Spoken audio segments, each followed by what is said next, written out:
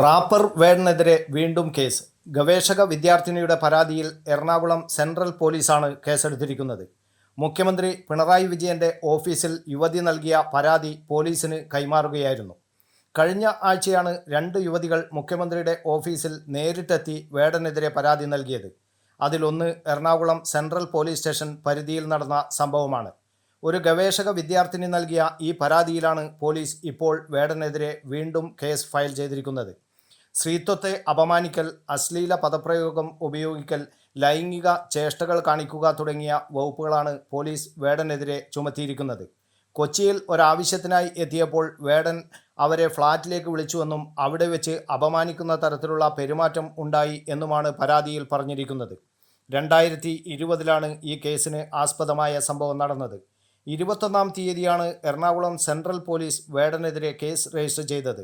നിലവിൽ ഈ യുവതി കേരളത്തിലല്ല ഉള്ളത്. അവർ കൊച്ചിയിൽ എത്തിയാലുടൻ മൊഴി രേഖപ്പെടുത്തുന്നതടക്കമുള്ള നടപടികളിലേക്ക് പോലീസ് കടക്കും. വേടനെതിരെയുള്ള തൃക്കാക്കരയിലെ കേസുമായി ബന്ധപ്പെട്ട ഹർജി കോടതി പരിഗണിച്ചതിന് പിന്നാലെയാണ് പുതിയൊരു കേസ് കൂടി പോലീസ് രജിസ്റ്റർ ചെയ്തിരിക്കുന്നത്. News bureau, Kannur media.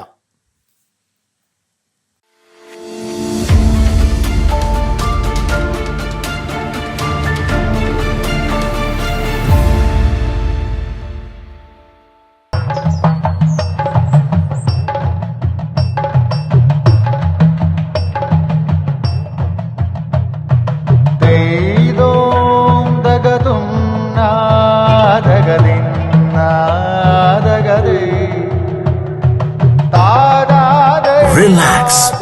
Redefine yourself.